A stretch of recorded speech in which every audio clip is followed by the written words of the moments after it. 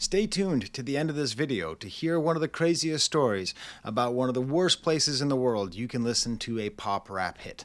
Because I'm going to be talking about a pop rap hit today. I'm going to be talking about Tweaker by Leangelo Ball. And this is the thing, I know this channel is a serious channel about music reviews, and that's what I do. And don't worry, I'm not just going to be a commentary channel talking about the hot newness. I did Edward Skeletrix today. I'm working on a Bad Bunny review. God damn, that album's so good. But with this awesome new setup that the Dr. and Mrs. got me with the cameras and the better lights and all that stuff, it makes me more free, makes me more nimble, able to talk about things like Tweaker by Leangelo Ball or by G3 Jello. And I've seen a lot of people talk about it, and I'm interested not just in the song, but in the discourse around the song. So this is going to be kind of a meta commentary. And a lot of the discourse around the song is like, why is it popular? But I even have another question. Why is it accepted? And there is an answer. The answer has exactly 7 words. I'll tell you those 7 words in a second. Now, I have to be honest. I didn't hear the song in the wild, okay? You know how people say, like, I'm really outside. I'm on those streets. I am really inside. I am really in that house. I am not out there. I'm not in the world. I'm not really on TikTok a little bit. I just hit 10,000 followers on Instagram. So, I'm a little bit out there. But what's been happening is people who I follow, people who I consider to be the best hip-hop commentators on YouTube, people who I am lucky enough to consider colleagues, have been talking about this song. So I've had all this exposure to it. And it's apparently this big, super hot hit song. The thing about those people who I've been watching is that they are, for the most part, this new idea of like, well, what if we had gatekeepers? What if we decided, and when I say we, I mean, what if hip-hop culture, which I am a tourist to, not a member of, so I'm not behind the gates that I'm talking about here, but all of a sudden everyone decided, I think, or rededicated themselves to try to gatekeep the culture of hip-hop, partially thanks to Kendrick Lamar and the Great Big Beef, right? So we have a whole bunch of these great intellectual minds about hip-hop and these great gatekeepers, and here they have this song and they just say, come on in.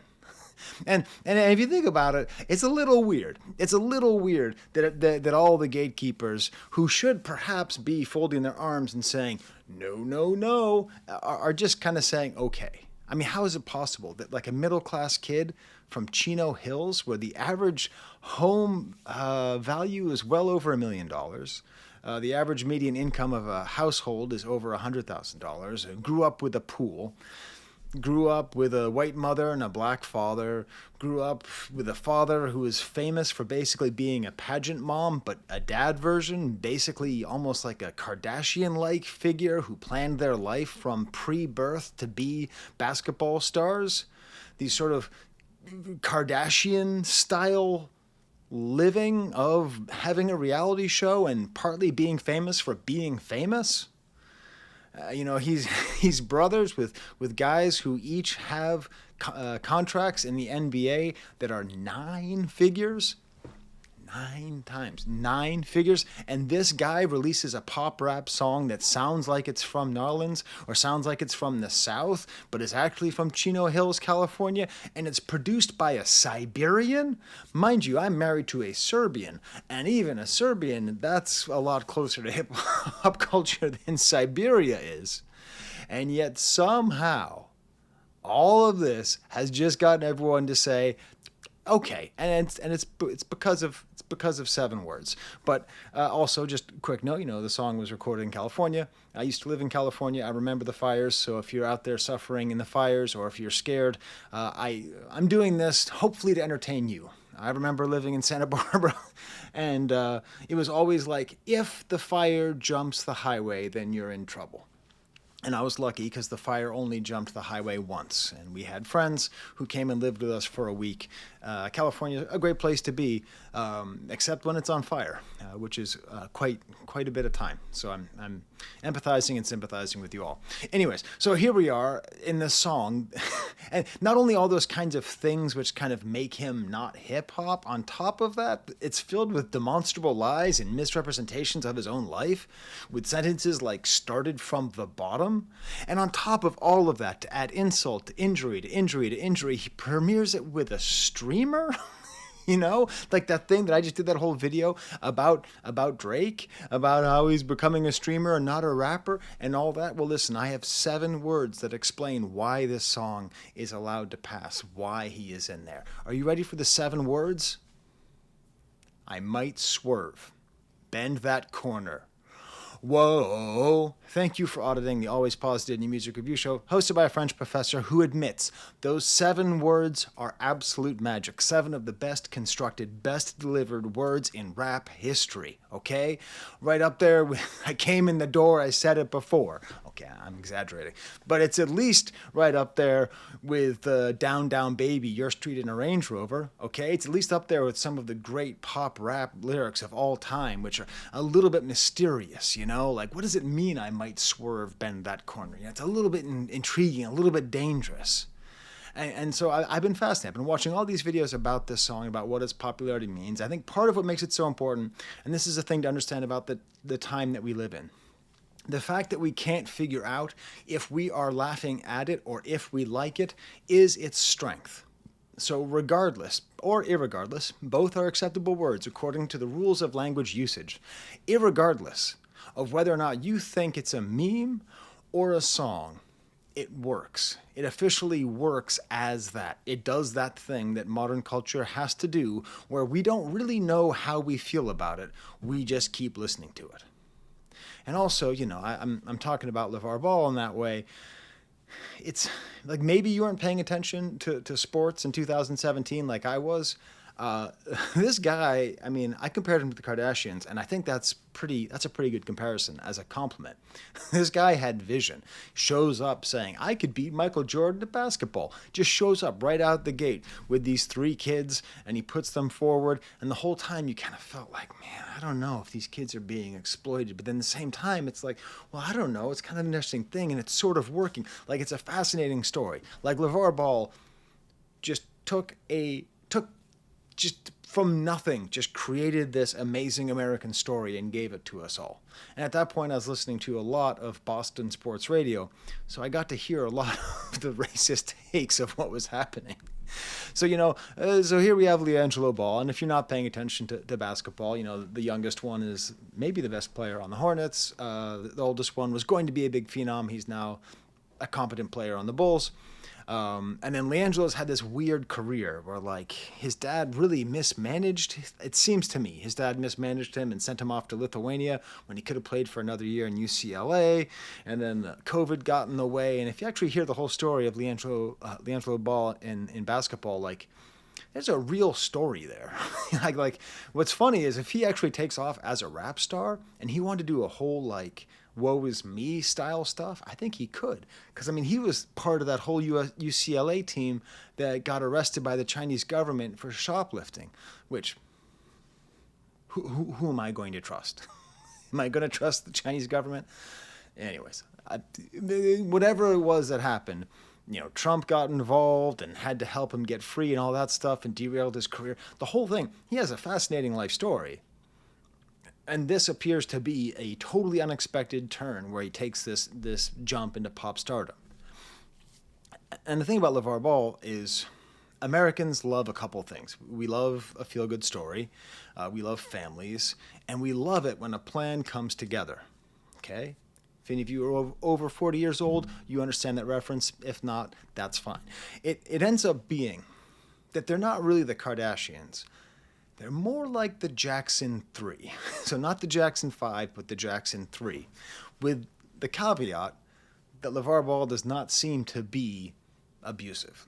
He seems to be perhaps too much tough love. There's been some things that are uncomfortable. It wouldn't surprise me if behind the scenes he wasn't a great guy. But like that same kind of joy and amazement, like, hey, look at this family, they're doing these things, that kind of feeds in here. And so, like, okay, that's kind of cool that the brother who couldn't make it in the NBA, It's funny because it's like one of the oldest stereotypes. How many rap songs are like, the only way to get out of the hood is either through, rap or sports or whatever it is, like it's sort of a trope. It's a trope of a lot of, especially sort of 80s and 90s hip hop. And here we have that sort of happening, except that these guys were, you know, upper middle class, well adjusted, happy family. So it's not like they had no other choice, but still, it's interesting that he ends up becoming, there was the sporting team, there's like a sports brand, the big baller brand or whatever it was that LeVar Ball started. And then now this is on like Born to Ball Records. So he's like, it's like an independent record as well. It's just like these guys keep winning. And then we get to the song. And that's the whole thing. None of it would work if it were not for the 7 words, I might swerve, bend that corner, whoa. And it's really that 7th word. It's really that whoa. Because the rest of the song is fine. There's a weird stuff about crime and shooting you. And it's like, dude, I mean, you are like a very, very big celebrity, and you've been a big celebrity for 7 years. I don't think you're out there on the streets either. I think you're inside too, but what do I know? I don't know anything about his life. The rest of the lyrics, like, I'm not even going to go through them. Check out Darapi's podcast about it. He goes through the lyrics and has a little bit of fun kind of clowning on it. But it's just that ability. And when you watch people talk about it, it's fascinating because different people react differently to the nostalgia that is produced by the song. So the song produces heavy nostalgia, but I know that depends on what your personal and perhaps cultural relationship is to the kind of pop rap of the 2000s that it reminds you of. So, I mean, the most obvious comparison is to any production from Cash Money Records and Manny Fresh, and it has that kind of bouncy sound. Although the drums are too trap. It doesn't bounce enough for me. I hear it, but it doesn't bounce enough for me, you know?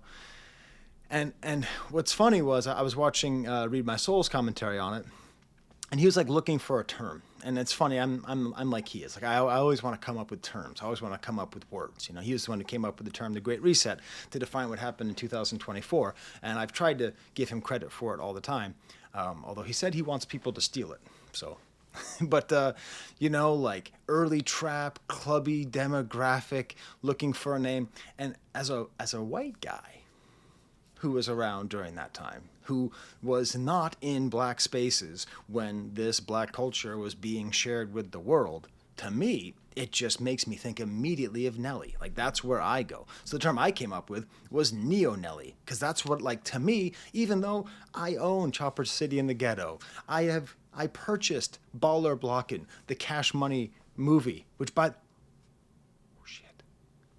Ball brothers should do a remake of Baller Blockin'. They can see if they could make it even worse. Oh man, that movie's a tough watch.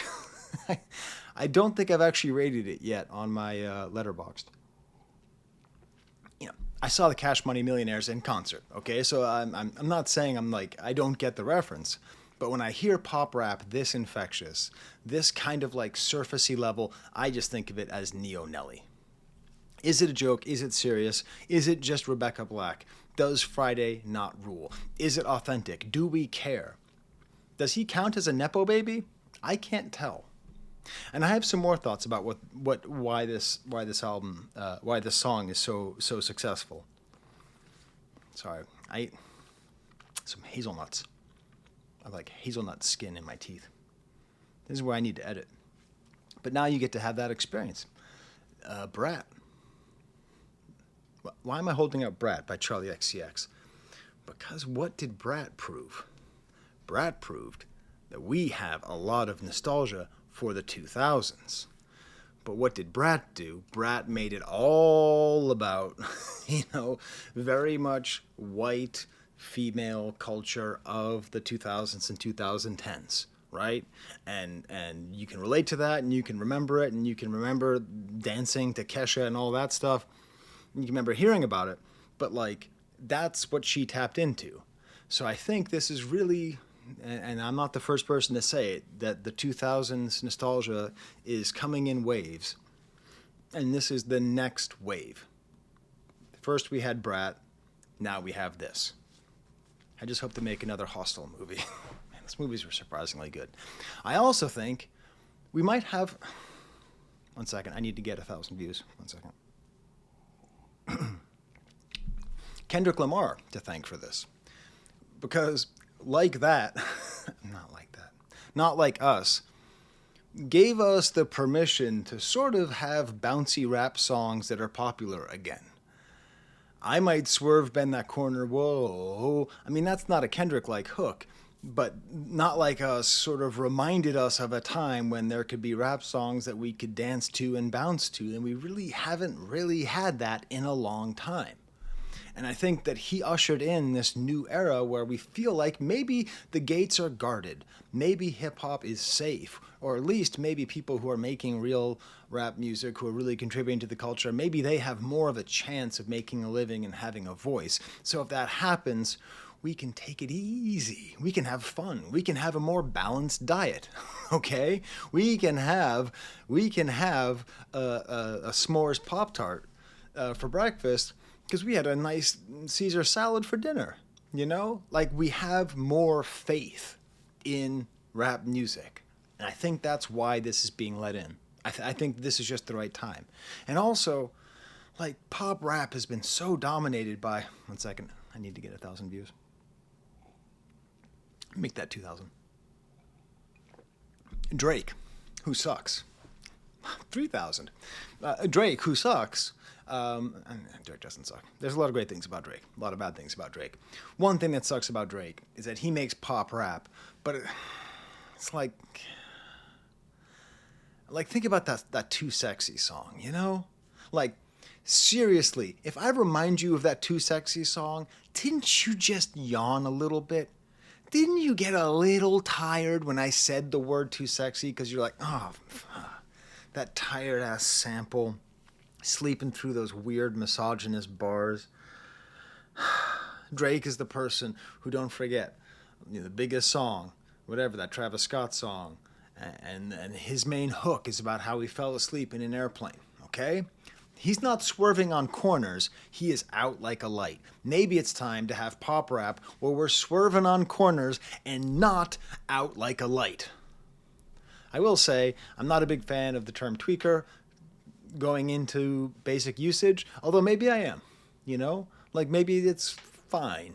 I only associate it with, like, people on speed or PCP or, you know, that's just what anyways.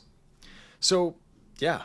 And then he shouts out to his father, and that's the weird part. It's like, you know, like, are they going to hit a point where they're going to be mad? Could he have a really awesome, angry album about the way that he's basically been raised in a fishbowl with all these expectations? He really could. If he released a very serious album in addition to releasing Tweaker Part 2, I think it could really be a hit. Also, like, LeVar Ball is in me. I just need to say that. When you're a father, especially if you're a father who had aspirations, you know, LeVar Ball was almost in the NFL. I was almost a rock star. By that, I mean, I played music. I never came anywhere close. I didn't get signed or anything. But, you know, when my older kids were younger, you know, I wanted them to be in a band, and I had some YouTube success with my son singing Weird Fishes by Radiohead. And you can look that up on YouTube. It's still there. And so I was kind of like doing that, kind of pushing them there. But then their mom kind of pushed back, and I think that's good. You know, I now have, you know, 2 half Serbian girls that I'm raising, you know, and you know, what if they end up tall? You know, could they be like the Ball sisters of the WNBA? I totally get where he's coming from. And who knows? Maybe one of them will go on to make I Might Swerve, Bend That Corner. Whoa. So I told you I'd tell you the craziest story. I told this on a podcast recently, but I don't think I've ever shared it with you. So I'm going to tell you my story about Country Grammar by Nelly, because that's what this reminds me the most of. Now, Country Grammar by Nelly is better 1,000 ways. It's way better constructed. It's got more hooks. It's got more interest. It's got so much to it. But I think this is sort of the kind of Costco version of that song. It brings up, it at least matches the energy, okay? Because we're swerving on corners and not out like a light. I went to Germany, and I went on a road trip with this woman who I was into, but she wasn't into me. So it was a very, very awkward time. Very, very awkward time. And the first thing we did was we drove to the town of Buchenwald, where there is a concentration camp, or where there was a concentration camp from World War II, where at least 58,000 people were killed. Okay, it was more of a work camp than an extermination camp, but still not a good way to spend an afternoon. And for whatever reason, I was listening to a mix that she made. And so we're driving, rented Ford Focus. I remember everything about driving into the parking lot at Buchenwald. And I'm driving in. Down, down, baby, your street in a Range Rover, boom, boom, baby, ready to let it go, shimmy, shimmy, Cocoa Puff, listen to, like, every time I hear that song, I am taken back to the room in Buchenwald where the Soviet, and the behind the head, I don't even want to describe it. I'm going to demonetize myself if I even describe the things that I saw. So anyways, all of that is to say music is very powerful. It's capable of eliciting emotions and creating great memories. And I think on balance, we're going to have a lot of great memories with this song, and we'll see where it goes. All right. Geez, how long was this video? I never know anymore. So what? 20 minutes? Did I talk about the Leangelo Ball song for 20 minutes? All right, y'all. Well, until next time, there's the camera.